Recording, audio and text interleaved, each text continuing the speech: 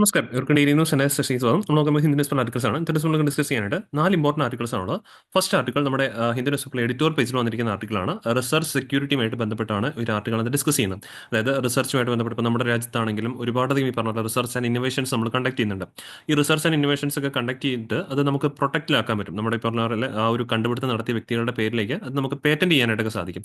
But ആ patent നടത്തുന്നതിന് തൊട്ട് മുമ്പാകെ തന്നെ മീൻസ് നമ്മൾ ഇന്നോവേഷൻസ് കണ്ടുപിടിച്ചും തൊട്ടടുത്ത ദിവസം ആയിരിക്കത്തില്ല ഈ പറഞ്ഞ പോലെ പേറ്റന്റ് അപേക്ഷിച്ച് ഈ പറഞ്ഞ പോലെ അതിന്റെ അനുവാദവും കാര്യങ്ങളൊക്കെ കിട്ടുന്നത്. It will take time. അപ്പോൾ ആ ഒരു സമയത്തിനിടയിൽ നമ്മുടെ ആ ഒരു കണ്ടുപിടുത്തം മറ്റാരെങ്കിലും ഈ പറഞ്ഞ പോലെ അത് മോഷ്ടിക്കുകയോ അല്ലെങ്കിൽ ഈ പറഞ്ഞ പോലെ മറ്റേതെങ്കിലും എസ്പെഷ്യലി ഈ പറഞ്ഞ പോലെ ഇങ്ങനെയുള്ള കാര്യങ്ങൾ ഏറ്റവും കൂടുതൽ പ്രശ്നം വരുന്നത് ഡിഫൻസ് മേഖലയിലെ ഇന്നോവേഷൻസ് ഒക്കെ ആയിട്ട് ബന്ധപ്പെട്ടാണ്. അപ്പോൾ അതുകൊണ്ട് തന്നെ ആ ഒരു ടൈം പീരിയഡ് മീൻസ് വൺസ് നമുക്ക് ആ പേറ്റന്റ് കിട്ടുന്നിടം വരെയുള്ള ടൈം ബീങ്ങിൽ ആ ഒരു നമ്മുടെ റിസർച്ചോ അല്ലെങ്കിൽ നമ്മുടെ ആ ഇന്നോവേഷൻസ് ഒക്കെ തന്നെ ആരെങ്കിലും മോഷ്ടിക്കുകയോ അല്ലെങ്കിൽ ആ ഒരു ഡാറ്റയും കാര്യങ്ങളും എന്തായാലും ലീക്ക് ആയി പോവുകയോ ഒക്കെ തന്നെ ചെയ്തു കഴിഞ്ഞാൽ it can lead to some kinds of security issues. National security ഒക്കെ തന്നെ ബാധിക്കുന്ന രീതിയിലേക്ക് ഇത് പോകാനുള്ള ചാൻസസ് ഉണ്ട്. അപ്പോൾ അങ്ങനെയൊന്നും പോകാതിരിക്കാനായിട്ട് ആ ഒരു ഇന്നോവേഷൻസിന്റെ റിസർച്ചിന്റെ സെക്യൂരിറ്റിയും കാര്യങ്ങളും കുറച്ചുകൂടെ വർദ്ധിപ്പിക്കുന്നതിന്റെ ഭാഗമായിട്ട് എന്തൊക്കെ കാര്യങ്ങളും കൂടെ നമ്മൾ ചെയ്യണം തുടങ്ങിയ കാര്യങ്ങളാണ് ആ ഒരു എഡിറ്റോറിയലിനകത്ത് ഡിസ്കസ് ചെയ്തിരിക്കുന്നത്. അതിന് വേണ്ടിയിട്ട് ഈ പറഞ്ഞ പോലെ കുറച്ച് ഇപ്പം നിലവിൽ പറയുവാണെങ്കിൽ മിക്ക രാജ്യങ്ങളിലും ഐ മീൻ ഒട്ടുമിക്ക രാജ്യങ്ങളിലും ഇങ്ങനെയുള്ള റിസർച്ചിന്റെ സെക്യൂരിറ്റിയും കാര്യങ്ങളൊക്കെ നടപ്പാക്കി തുടങ്ങിയിട്ടുണ്ട്. അപ്പോൾ അതിനെക്കുറിച്ചുള്ള കുറച്ച് എക്സാമ്പിൾസും ഒക്കെ തന്നെ ആ ഒരു ആർട്ടിക്കിൾ നമുക്ക് പഠിക്കാനായിട്ട് സാധിക്കുന്നുണ്ട്. സോ നമ്മൾ ജനറൽ സ്റ്റഡീസ് പേപ്പർ ടു ഗവേണൻസിന്റെ പെർസ്പെക്റ്റീവിലായിരിക്കും മെയിൻലി പഠിക്കുന്ന ഒരു മെയിൻസിന് റിലേറ്റഡ് ആയിട്ടുള്ള ടോപ്പിക് കൂടിയാണ്. ദെൻ രണ്ടാമത്തെ ടോപ്പിക്ക് ഡി ഡോളറൈസേഷനുമായിട്ട് ബന്ധപ്പെട്ടാണ്. അപ്പോൾ ഈ ഡി ഡോളറൈസേഷൻ എന്ന് പറയുമ്പോഴേക്കും നമ്മൾ ഡോളറിന്റെ ആ ഒരു പ്രാധാന്യം കുറയ്ക്കുന്ന നടപടികളാണ്. അപ്പോൾ ഇവിടെ നമുക്ക് ആ ഒരു മീൻസ് ഗവൺമെന്റ് കൈക്കൊള്ളുന്ന നിലപാടുകൾ എന്ന നിലയിൽ ജനറൽ സ്റ്റഡീസ് പേപ്പർ ടു ഗവേണൻസിന്റെ പെർസ്പെക്റ്റീവിലും അതുപോലെ തീർച്ചയായിട്ടും എക്കണോമി ആയിട്ട് റിലേറ്റഡ് ആയതുകൊണ്ട് തന്നെ ജനറൽ സ്റ്റഡീസ് പേപ്പർ 3യുടെ പോയിന്റ് ഓഫ് വ്യൂ നമുക്ക് ഈ ഒരു ടോപ്പിക്കിനെ പഠിക്കാനായിട്ട് സാധിക്കും. ദെൻ മൂന്നാമത്തെ ടോപ്പിക്ക് ഇന്ത്യയിലെ നിലവിൽ ഈ പറഞ്ഞ പോലെ ഔദ്യോഗികമായിട്ട് മിനിസ്ട്രിയുടെ ഭാഗത്ത് നിന്ന് ഹെൽത്ത് മിനിസ്ട്രിയുടെ ഭാഗത്ത് നിന്ന് വന്നിരിക്കുന്ന ഒരു ഡേറ്റയാണ്.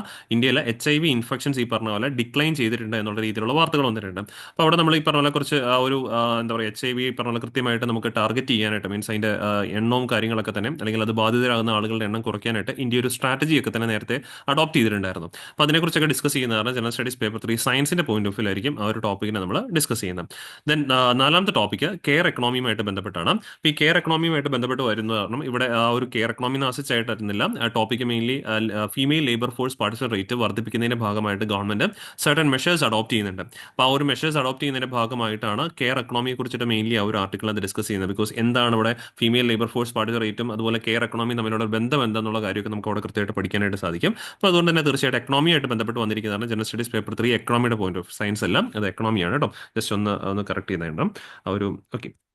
ഇത് സയൻസിന്റെ പോയിന്റ് ഓഫ് വ്യൂ അല്ല എക്കണോമിയുടെ പോയിന്റ് ഓഫ് വ്യൂ തന്നെ വരുന്ന ഒരു ആർട്ടിക്കിളാണ്.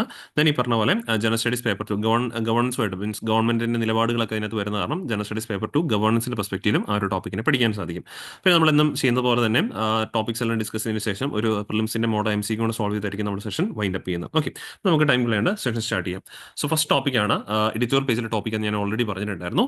Research security should be A national priority എന്നുള്ളതാണ് ആർട്ടിക്കിളിന്റെ ഹെഡ്ലൈൻ ആയിട്ട് മാറിയിരിക്കുന്നത്. അപ്പോൾ ഇവിടെ വേറെ ഒന്നും കൊണ്ടല്ല നമ്മൾ തീർച്ചയായിട്ടും ഈ ഒരു ആർട്ടിക്കിളിന്റെ ഫസ്റ്റ് പാരഗ്രാഫിൽ പറയുന്ന പോലെ തന്നെ നമ്മൾ പല ക്ലാസ്സുകളിലും പറയുന്ന പോലെ തന്നെയാണ് ഇന്ത്യക്ക് 2047 ഒരു ഡെവലപ്ഡ് രാജ്യമായിട്ട് മാറണം എന്നുള്ളൊരു ആഗ്രഹം തീർച്ചയായിട്ടും ഉണ്ട്. തീർച്ചയായിട്ടും അതിനുള്ള എല്ലാവിധ ആ ഒരു എന്താ പറയുക ഒരു റിസോഴ്സസും ഇന്ത്യയുടെ ഭാഗത്ത് നിന്നുണ്ട്. ബിക്കോസ് ഡെമോഗ്രാഫിക് ഡിവിഡൻഡ് നമ്മൾ കഴിഞ്ഞ ക്ലാസ്സിലൊക്കെ പറഞ്ഞ പോലെ ഡെമോഗ്രാഫിക് ഡിവിഡൻഡ് നോക്കുവാണെങ്കിലും ഇപ്പോൾ നിലവിൽ ഇന്ത്യയുടെ ടോട്ടൽ പോപ്പുലേഷന്റെ എബോ ഒരു 60% തന്നെ പറയുവാണെങ്കിൽ ആ ഒരു ബ്യൂട്ടിഫുൾ കാറ്റഗറി ഓഫ് ഏജസിനാണ് വരുന്നത്. ദാറ്റ് ഈസ് 15 to 59 15 മുതൽ 59 ആ ഒരു ഡെമോഗ്രാഫിക് ഡിവിഡൻഡ് കൃത്യമായിട്ടുള്ള ആ ഒരു വർക്കിംഗ് ഏജ് പോപ്പുലേഷനാണ് 60% 60+% ആളുകളും വന്നു വീഴുന്നത്. അതുപോലെ തന്നെ ഇന്ത്യയുടെ ഒരു ആവറേജ് മീൻ ഏജ് നോക്കുവാണെങ്കിൽ ഇന്ത്യയുടെ ഒരു ഏജ് എന്ന് പറഞ്ഞു കഴിഞ്ഞാൽ അപ്രോക്സിമേറ്റ്ലി 27 ഇയേഴ്സ് ആണ് ബേസിക്കലി വരുന്നത്. ഐ മീൻ കൂടുതലും ചെറുപ്പക്കാരാണ്, യങ്ങർ വർക്കിംഗ് ജനറേഷൻ പോപ്പുലേഷൻസ് കൂടുതലും നമ്മുടെ നാട്ടിലുണ്ട് എന്ന് പറയാനായിട്ട് സാധിക്കും. പക്ഷേ ഇങ്ങനെയുള്ള കുറച്ച് റിസോഴ്സസ് തീർച്ചയായിട്ടും ഉണ്ട് എന്ന് പറഞ്ഞുകൊണ്ട് നമുക്ക് ബൈ 2047 ഡെവലപ്ഡ് ആയി മാറാം എന്ന് മാത്രം പറ്റത്തില്ല. അതിന് വേണ്ടുന്ന എല്ലാവിധ സിറ്റുവേഷൻസും നമ്മളിവിടെ എക്കണോമിയിൽ ഒരുക്കി കൊടുക്കണം. ലൈക്ക് പറയുവാണെങ്കിൽ കൂടുതൽ റിസർച്ച് ആൻഡ് ഡെവലപ്മെന്റ് ഫംഗ്ഷൻസ് കൃത്യമായിട്ട് നടക്കണം, കൂടുതൽ എംപ്ലോയ്മെന്റ് ഓപ്പർച്യൂണിറ്റീസ് നമുക്ക് കൃത്യമായിട്ട് നടക്കണം. അങ്ങനെയൊക്കെ പോയെങ്കിലേ ഉള്ളൂ ബൈ 2047 നമ്മൾ ആഗ്രഹിക്കുന്ന പോലെ ഒരു ഡെവലപ്ഡ് രാജ്യമായിട്ട് മാറാൻ സാധിക്കുകയുള്ളൂ. ഇവിടെ ഇപ്പം നിലവിൽ പറയുവാണെങ്കിൽ ഇന്ത്യയിൽ റിസർച്ച് ആൻഡ് ഡെവലപ്മെന്റ് പർപ്പസ് നോക്കുവാണെങ്കിൽ compare to other countries research and ഡെവലപ്മെന്റിന് വേണ്ടിയിട്ട് നമ്മൾ സ്പെൻഡ് ചെയ്യുന്നത് വളരെ വളരെ കുറവാണ്. അപ്രോക്സിമേറ്റ്ലി പറയുവാണെങ്കിൽ നമ്മുടെ GDP-യുടെ അപ്രോക്സിമേറ്റ്ലി അറൌണ്ട് 1% മാത്രമേ നമുക്ക് പറയാനായിട്ട് സാധിക്കുള്ളൂ. ഉള്ളൂ. മിക്ക സമയങ്ങളിൽ 0.8%, 0.9% ആ റേഞ്ചിലാണ് കൂടുതലും നിൽക്കുന്നത്. അവിടെ നിന്നും ചില സമയങ്ങളിൽ ചില വർഷങ്ങളിൽ ചെറിയൊരു തോത് വേരിയേഷൻസ് മീൻസ് 1.2, 1.3 ആ റേഞ്ച് വരെയൊക്കെ പോകാറുണ്ടെങ്കിൽ പോലും ഓൺ ആൻ ആവറേജ് എടുത്ത് നോക്കുമ്പോഴേക്കും it stands around 1% of our total GDP. ആ ഒരു 1% എന്ന് പറയുമ്പോഴേക്കും അതൊരു വലിയ സംഖ്യയായിട്ട് നമുക്ക് പറയാൻ സാധിക്കത്തില്ല. ബിക്കോസ് ആനുവലി നമ്മൾ ഡിഫൻസിന് വേണ്ടിയിട്ടൊക്കെ തന്നെ അപ്രോക്സിമേറ്റ്ലി നമ്മുടെ GDP-യുടെ 9% ചിലവാക്കാറുണ്ട്. ആവറേജ് നോക്കുവാണെങ്കിൽ ഇപ്പോൾ ഈവൻ ദോ ഈ ഒരു വർഷത്തെ ബഡ്ജറ്റിനകത്താണെങ്കിൽ നമ്മൾ നോക്കുമ്പോൾ ഡിഫൻസിനാണ് ഏറ്റവും കൂടുതൽ നമ്മളിപ്പം പരമ്പരാഗതമായിട്ട് കുറച്ച് വർഷങ്ങളായിട്ട് ഏറ്റവും കൂടുതൽ ചിലവാക്കുന്നത്. അവിടങ്ങളിൽ ഡിഫൻസിന് വേണ്ടിയിട്ട് നമ്മൾ 9% ചിലവാക്കുമ്പോഴേക്കും റിസർച്ച് ആൻഡ് ഡെവലപ്മെന്റ് പർപ്പസിന് വേണ്ടിയിട്ട് നമ്മുടെ എഡ്യൂക്കേഷൻ മേഖലയിലായിക്കോട്ടെ അല്ലെങ്കിൽ മറ്റ് ഹെൽത്ത് റിലേറ്റഡ് ആയിട്ടുള്ള മേഖലകളായിക്കോട്ടെ ഇവിടങ്ങളിലൊക്കെ നടത്തുന്ന ആ ഒരു റിസർച്ച് ആൻഡ് ഡെവലപ്മെന്റിന് വേണ്ടിയിട്ട് നമ്മൾ അപ്രോക്സിമേറ്റ്ലി GDP-യുടെ 1% മാത്രമൊക്കെയാണ് പലപ്പോഴും ചെലവഴിക്കാറുള്ളത്. അത് തന്നെ സൂചിപ്പിക്കുന്ന നമ്മുടെ നാട്ടിലെ റിസർച്ച് ആൻഡ് ഡെവലപ്മെന്റ് ഈ പറഞ്ഞ പോലെ ഒരു ഫേവറബിൾ അറ്റ്മോസ്ഫിയർ ഇല്ല എന്ന് വേണമെങ്കിൽ പറയേണ്ടി വരും. Means compare to other countries, developed കൺട്രീസിനൊക്കെ കമ്പയർ ചെയ്ത് നോക്കുമ്പോഴേക്കും. ബട്ട് ഇങ്ങനെയുള്ള ചലഞ്ചസ് ഓവർകം ചെയ്യാനായിട്ട് വേണ്ടിയിട്ടാണ് ഗവൺമെന്റ് ആണെങ്കിൽ recent national research foundation NRF ഫ്രെയിംവർക്കുകളൊക്കെ ഡെവലപ്പ് ചെയ്തിട്ടുണ്ട്. മീൻസ് വരുന്ന 5 വർഷത്തേക്കായിട്ട് ഗവൺമെന്റ് ഇത്ര ലക്ഷം കോടി രൂപ റിസർച്ച് ആൻഡ് ഡെവലപ്മെന്റ് പർപ്പസിന് വേണ്ടിയിട്ട് മാറ്റിവെക്കും തുടങ്ങിയ കാര്യങ്ങളൊക്കെ പറയുന്നുണ്ട്. ഇവിടങ്ങളിൽ നമ്മൾ ഒരു കാര്യം അത് പൊട്ടൻഷ്യലി പ്രിലിംസിനാണെങ്കിൽ നമുക്ക് ആവശ്യം വരാവുന്നതാണ്. നമ്മൾ റിസർച്ച് ആൻഡ് ഡെവലപ്മെന്റിന് വേണ്ടിയിട്ട് സ്പെൻഡ് ചെയ്യുന്ന പൈസയുടെ കണക്കുകൾ നോക്കുമ്പോഴേക്കും നമ്മൾ ഒരു പക്ഷേ ചിന്തിച്ചേക്കാം നമ്മുടെ രാജ്യത്ത് പ്രൈവറ്റ് വ്യക്തികളാണ് അല്ലെങ്കിൽ പ്രൈവറ്റ് ഇൻസ്റ്റിറ്റ്യൂഷൻസ് ആണ് കൂടുതലും സ്പെൻഡ് ചെയ്യുന്നത് ഫോർ റിസർച്ച് ആൻഡ് ഡെവലപ്മെന്റ്. അങ്ങനെ ഓർക്കുന്നത് തെറ്റാണ്. ബിക്കോസ് നേരെ തിരിച്ചാണ് ഡേറ്റാസ് പുറത്തു വന്നിരിക്കുന്നത്. ഗവൺമെന്റിന്റെ ഭാഗത്തു നിന്നാണ് പബ്ലിക് റിലേറ്റഡ് ആയിട്ടുള്ള ഇൻവെസ്റ്റ്മെന്റ്സ് ആണ് റിസർച്ച് ആൻഡ് ഡെവലപ്മെന്റിൽ നമ്മുടെ രാജ്യത്ത് കൂടുതൽ എന്നുള്ളതാണ് കണക്കുകൾ തെളിയിക്കുന്നത്. Rather than private investments. പ്രൈവറ്റിനേക്കാൾ കൂടുതലും പബ്ലിക്കാണ് സ്പെൻഡ് ചെയ്യുന്നത്. പക്ഷേ ആ സ്പെൻഡിങ്ങിന്റെ നേച്ചറിനകത്ത് ഒരു കാര്യം ഓർത്തിരിക്കുക, department of science and technology DST ആണ് ഏറ്റവും കൂടുതൽ ചെലവഴിക്കാറ് കേട്ടോ. ഇതിപ്പം ഇന്നത്തെ നമ്മുടെ ബിസിനസ് ലൈൻ മാഗസിനകത്ത് ഉണ്ടായിരുന്നു ആ ഒരു ഡേറ്റ. ലൈക്ക് ഏറ്റവും കൂടുതൽ ഗവൺമെന്റിന്റെ ഏത് ഡിപ്പാർട്ട്മെന്റ് ആണ് സ്പെൻഡ് ചെയ്യുന്നത് വെച്ച് കഴിഞ്ഞാൽ ഡിപ്പാർട്ട്മെന്റ് ഓഫ് സയൻസ് ആൻഡ് ടെക്നോളജിയാണ്. ഈ ഒരു ഞാൻ പറഞ്ഞല്ലോ 1% എന്ന് പറഞ്ഞു കഴിഞ്ഞാൽ തന്നെ ഏറ്റവും കൂടുതൽ ചെലവഴിക്കുന്ന ഡിപ്പാർട്ട്മെന്റ് ഓഫ് സയൻസ് ആൻഡ് ടെക്നോളജിയാണ്. പിന്നെ വേറെ ബാക്കി ഡിപ്പാർട്ട്മെന്റുകളെല്ലാം അതിന് താഴത്തേക്കാണ് കൃത്യമായിട്ടും വരുന്നത് പോലും. സോ ഇങ്ങനെയൊക്കെ ഒരുപാട് മീൻസ് പറയുന്നത്രേ ഉള്ളൂ. നമുക്ക് 2047 ആകുമ്പോഴേക്കും ഒരു ഡെവലപ്ഡ് രാജ്യമാകണമെങ്കിൽ തീർച്ചയായിട്ടും ഇത്രയും നമുക്ക് സ്പെൻഡ് ചെയ്താൽ പോരാ. ഇതിലുപരിയായിട്ട് ഒരുപാട് എമൗണ്ട് നമുക്ക് റിസർച്ച് ആൻഡ് ഡെവലപ്മെന്റ് സ്പെൻഡ് ചെയ്യണം. എങ്കിലേ ഉള്ളൂ എന്താ പറയുക ബെറ്റർ ആയിട്ടുള്ള ടെക്നോളജീസ് നമുക്ക് ഇവിടെ കൊണ്ടുവരാൻ പറ്റുള്ളൂ. അതിലൂടെ കൂടുതൽ എംപ്ലോയ്മെന്റ് ഓപ്പർച്യൂണിറ്റീസ് ഒക്കെ തന്നെ ഡെവലപ്പ് ചെയ്യാൻ പറ്റുള്ളൂ. പക്ഷേ ഇങ്ങനെ നമ്മൾ ഈ ഒരു കട്ടിംഗ് എഡ്ജ് ടെക്നോളജി അഥവാ ന്യൂവർ ഏജ് ടെക്നോളജിയിലൊക്കെ കൂടുതൽ ഇൻവെസ്റ്റ് ചെയ്യുമ്പോൾ അതിനെ റിസർച്ച് ആൻഡ് ഡെവലപ്മെന്റ് ഒക്കെ ചെയ്യുമ്പോൾ അവിടെ പോസിബിൾ ആയിട്ടുള്ള ഒരു ചലഞ്ച് എന്താണെന്ന് ചോദിച്ചു കഴിഞ്ഞാൽ ഇതിന്റെ ഡേറ്റ ബ്രീച്ചസ് ആണ്. ഐ മീൻ നമ്മളിവിടെ കണ്ടുപിടിച്ച അല്ലെങ്കിൽ നമ്മളിവിടെ റിസർച്ചിലൂടെ കോടിക്കണക്കിന് രൂപ മുടക്കി ഇവിടെ കണ്ടുപിടിച്ച ഒരു ടെക്നോളജി നമ്മുടെ കയ്യിൽ നിന്നും ലീക്കായി പോയി കഴിഞ്ഞാൽ അല്ലെങ്കിൽ അത് പേറ്റന്റ് എടുക്കുന്നതിന് മുമ്പാകെ മറ്റൊരാൾ അല്ലെങ്കിൽ മറ്റൊരു ഓർഗനൈസേഷൻ അല്ലെങ്കിൽ ഏജൻസി അത് നമ്മുടെ കയ്യിൽ നിന്നും ഈ പറഞ്ഞ പോലെ റോബ് ചെയ്ത് കഴിഞ്ഞു കഴിഞ്ഞാൽ അതിനെതിരെ എന്ത് നടപടി നമുക്ക് സ്വീകരിക്കാൻ സാധിക്കും എന്നുള്ളതാണ് ഇവിടെ ചോദ്യചിഹ്നമായിട്ട് നിൽക്കുന്നത്. നിലവിൽ ഇന്ത്യയുടെ നിയമപ്രകാരം നമുക്ക് പേറ്റന്റ് ഫയൽ ചെയ്തതിന് ശേഷം പേറ്റന്റ് കിട്ടിയതിന് ശേഷം മാത്രമാണ് ആ ഒരു ഇന്നോവേഷൻ അല്ലെങ്കിൽ ആ ഒരു ഐഡിയയുടെ ഈ പറഞ്ഞ പോലെ അവകാശി നമ്മളായിട്ട് മാറുകയുള്ളൂ. അതിനുശേഷം നമ്മുടെ അനുവാദം ഇല്ലാതെ വേറൊരാൾ ഈ പറഞ്ഞ പോലെ ആ ഒരു ഡേറ്റ ഒക്കെ തന്നെ എടുത്തു കഴിഞ്ഞു കഴിഞ്ഞാൽ അത് ഈ പറഞ്ഞ പോലെ നമുക്ക് കേസ് കൊടുക്കാനായിട്ട് സാധിക്കും. അല്ലെങ്കിൽ നമ്മുടെ അറിവോടുകൂടി മാത്രമേ അത് ചെയ്യാനായിട്ട് സാധിക്കുകയുള്ളൂ with a certain compensation for us. അതിനു മുമ്പ് ആ ഒരു അതേ സ്ഥാനത്ത് പേറ്റന്റ് നമ്മൾ ഇന്ന് കണ്ടുപിടിച്ചു, ഓക്കെ, ഗവൺമെന്റിന് ഫയൽ ചെയ്തു, അത് കിട്ടാനായിട്ട് ഏകദേശം 6 മാസം അല്ലെങ്കിൽ അങ്ങേറ്റം 1 വർഷമൊക്കെ പലപ്പോഴും എടുക്കും. അപ്പം അത്രയും ആ ഒരു ഗ്യാപ്പിൽ മേ ബി ആ ഒരു ഡേറ്റ ആരെങ്കിലും ബ്രേക്ക് ചെയ്ത് കഴിഞ്ഞാൽ നമുക്ക് എന്ത് നടപടി സ്വീകരിക്കാൻ സാധിക്കും? നിലവിലെ നമ്മുടെ നിയമപ്രകാരം അങ്ങനെയൊന്നും നമുക്ക് ചെയ്യാനായിട്ട് സാധിക്കത്തില്ല. അപ്പം അതും കൂടെ ഉൾപ്പെടുത്തി നമ്മുടെ ആ ഒരു റിസർച്ച് മേഖല കുറച്ചുകൂടെ സെക്യൂരിറ്റി സ്ട്രെങ്തൻ ചെയ്യണം എന്നുള്ളതാണ് ഈ ഒരു ആർട്ടിക്കിളിൽ ഒറ്റ വാക്കിൽ പറയുവാണെങ്കിൽ പറഞ്ഞിരിക്കുന്നത്. അതിനു വേണ്ടിയിട്ട് ഈ ഒരു ആർട്ടിക്കിൾ ചില എക്സാമ്പിൾസ് പറയുന്നുണ്ട്. ലൈക്ക് റീസെന്റ് ഇപ്പം ഈവൻ ദോ ഈ ഒരു ആർട്ടിക്കിൾ വരാൻ തന്നെ കാരണം അത് തന്നെയാണ്. റീസെന്റ് അമേരിക്ക അങ്ങനെ ഒരു നിയമത്തിന് പാസ്സാക്കിയിട്ടുണ്ട്. റീസെന്റ് കുറച്ച് നാളായി, എന്നാലും ഈ പറഞ്ഞ പോലെ ഇപ്പം ആ ഒരു നിയമം ലോകമെമ്പാടുമുള്ള രാജ്യങ്ങൾ അഡോപ്റ്റ് ചെയ്യുന്നുണ്ട്. ലൈക്ക് ചൈന അത്തരത്തിലുള്ള നിയമങ്ങൾ അഡോപ്റ്റ് ചെയ്തു, യൂറോപ്യൻ യൂണിയൻ അത്തരത്തിലുള്ള നിയമങ്ങളൊക്കെ തന്നെ അഡോപ്റ്റ് ചെയ്തിട്ടുണ്ട്. അപ്പം അതുകൊണ്ട് തന്നെ ഇന്ത്യക്കും സമയമായി ആ ഒരു രീതിയിലേക്ക് മുന്നേറാൻ എന്നുള്ളതാണ് ഈ ആർട്ടിക്കിൾ അത് ചൂണ്ടിക്കാണിക്കുന്നത്. ഇതിൽ കൃത്യമായിട്ടും ആ ഒരു അമേരിക്കയുടെ ആ ഒരു പോളിസിയെ കുറിച്ച് എടുത്ത് പറയുന്നുണ്ട്. ലൈക്ക് പറയുവാണെങ്കിൽ അമേരിക്കയുടെ ആ ഒരു ഏറ്റവും പ്രധാനപ്പെട്ട ആ ഒരു പോളിസി ഉണ്ടായിരുന്നു. ലൈക്ക് അവിടെ ഈ പറഞ്ഞ നടത്തുന്ന ഇന്നോവേഷൻസും കാര്യങ്ങളിലും വേണ്ടിയിട്ട് ഗവൺമെന്റ് അവിടെ ഒരുപാടധികം സപ്പോർട്ട് ചെയ്യാറുണ്ട് കമ്പനികൾക്കൊക്കെ തന്നെ. പക്ഷേ ആ ഒരു സപ്പോർട്ട് കൃത്യമായിട്ട് കിട്ടണമെങ്കിൽ അവർ പറയുന്ന ചില കാര്യങ്ങൾ മീൻസ് അമേരിക്കയിലെ ഗവൺമെന്റ് നിയമങ്ങൾ ചിലത് അഡോപ്റ്റ് ചെയ്തെങ്കിൽ മാത്രമേ ഉള്ളൂ കമ്പനികൾക്ക് അങ്ങനെയുള്ള സഹായങ്ങളൊക്കെ തന്നെ കിട്ടുകയുള്ളൂ. ഒരു എക്സാമ്പിളാണ് അമേരിക്കയുടെ ചിപ്സ് ആക്ട് എന്ന് പറയും. Okay, chips act, CHIPS chips act എന്ന് പറയുന്ന അമേരിക്കയുടെ ലേറ്റസ്റ്റ് ആയിട്ടുള്ള ഈ മേഖലയിലെ ഒരു ആക്ടാണ്, ഒരു നിയമമാണ്. ഈ ഒരു ചിപ്സ് ആക്ട് പ്രകാരം നിലവിൽ ഈ പറഞ്ഞ അത് വേറൊന്നുമല്ല, അവിടെ ഈ പറഞ്ഞ പോലെ ഇലക്ട്രോണിക് ചിപ്പുകൾ ഈ പറഞ്ഞ പോലെ നമ്മുടെ സെമി കണ്ടക്ടർ മേഖലകളിലൊക്കെ തന്നെ വർക്ക് ചെയ്യുന്ന കമ്പനികൾക്ക് സഹായം കൊടുക്കുന്ന അമേരിക്കയുടെ ഇന്ത്യയുടെ ഒരു നിയമമാണ് ഈ ചിപ്സ് ആക്ട് എന്ന് പറയുന്നത്. ഈ ആക്ടിലെ നിയമപ്രകാരം അവിടെ വർക്ക് ചെയ്യുന്ന കമ്പനികൾക്ക് ഇത് പ്രകാരം എന്തെങ്കിലും ആനുകൂല്യങ്ങൾ കിട്ടണമെങ്കിൽ they have to submit certain provisions or they have to submit certain policy related ആയിട്ടുള്ള കുറച്ച് പെർമിഷൻസും അല്ലെങ്കിൽ ഈ പറഞ്ഞ പോലെ കുറച്ച് ഡേറ്റാസ് ഒക്കെ സബ്മിറ്റ് ചെയ്യണം. അതിൽ ഏറ്റവും പ്രധാനപ്പെട്ട ഒരു ഡേറ്റ എന്ന് പറഞ്ഞു കഴിഞ്ഞാൽ അവരുടെ കമ്പനിയിൽ, മീൻസ് ഏത് കമ്പനിയാണോ ആ ഒരു ഇതിന് വേണ്ടിയിട്ട് സമർപ്പിക്കുന്നത്, അവരുടെ കമ്പനിയിലെ ജോലിക്കാർക്ക്, എംപ്ലോയീസിനെല്ലാം കൃത്യമായിട്ട് ഈ പറഞ്ഞ പോലെ കൃത്യമായിട്ട് നമ്മൾ ട്രെയിനിങ് കൊടുക്കുന്നുണ്ട് ഫോർ പറഞ്ഞ പോലെ അവിടുത്തെ ഡേറ്റാസ് ഒക്കെ തന്നെ കൃത്യമായിട്ട് പ്രൊട്ടക്റ്റ് ചെയ്യാനായിട്ട്, അല്ലെങ്കിൽ ആ ഒരു ഡേറ്റ മറ്റൊരിടത്തേക്ക് ലീക്കായി പോകുന്നില്ല എന്ന് കൃത്യമായിട്ടും എൻഷുർ ചെയ്യുന്നതിന്റെ ഭാഗമായിട്ടുള്ള ട്രെയിനിങ്സ് അവിടെയുള്ള എംപ്ലോയീസിന് കൊടുത്തിട്ടുണ്ട് എന്നുള്ളത് കൃത്യമായിട്ടും എൻഷുർ ചെയ്തിരിക്കണം. അതിനുള്ള ഡേറ്റാസ് അവിടെ സമർപ്പിക്കണം. പിന്നെ അതേപോലെ തന്നെ ആ ഒരു രാജ്യവുമായിട്ട്, മീൻസ് അമേരിക്കയുമായിട്ട് എന്താ പറയുക, ഒരു ഒരു നല്ല ബന്ധം പുലർത്താത്ത രാജ്യങ്ങളുമായിട്ട് ബന്ധപ്പെട്ട അല്ലെ ആ രാജ്യങ്ങളിൽ ഇതിന്റെ ഇന്നോവേഷൻസും കാര്യങ്ങളൊന്നും നടത്താൻ പാടില്ല. ലൈക്ക് പറയുവാണെങ്കിൽ ഇപ്പോൾ ഒരു കമ്പനി ഒരു റിപ്പോർട്ട് സമർപ്പിച്ചു, മീൻസ് ഈ ഒരു ചിപ്സ് ആക്ട് പ്രകാരം അനുവാദത്തിന് വേണ്ടി, മീൻസ് ഇളവുകൾ കിട്ടാനായിട്ട് അവർ ഡേറ്റ സമർപ്പിച്ചു.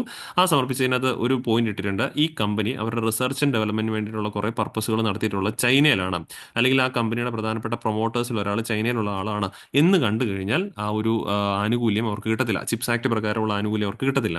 അപ്പം എവിടെയാണ്, മീൻസ് വേറൊന്നും കൊണ്ടല്ല, അങ്ങനെയാണെങ്കിൽ ആ പ്രൊമോട്ടർ ഒരു ചൈനീസ് വ്യക്തി ആ കമ്പനിയുടെ പ്രൊമോട്ടറെ നിൽക്കുന്നു കഴിഞ്ഞാൽ ചിലപ്പം ഈ റിസർച്ച് അല്ലെങ്കിൽ ഈ ഒരു ഐഡിയയും കാര്യങ്ങളും ചിലപ്പോൾ അത് അങ്ങോട്ടേക്കും കൂടെ പോകാനുള്ള ചാൻസ് ഉണ്ട് എന്ന് നോക്കിയിട്ടാണ് അമേരിക്ക അങ്ങനെയൊക്കെയുള്ള കാര്യങ്ങൾ വെച്ചിരിക്കുന്നത്. അപ്പോൾ ഇങ്ങനെയുള്ള കാര്യങ്ങൾ മിക്ക രാജ്യങ്ങളിലും ഉണ്ട്, അല്ലെങ്കിൽ ഇപ്പോൾ മിക്ക രാജ്യങ്ങളും ഇങ്ങനെയുള്ള കാര്യങ്ങൾ അഡോപ്റ്റ് ചെയ്യുന്നുണ്ട്.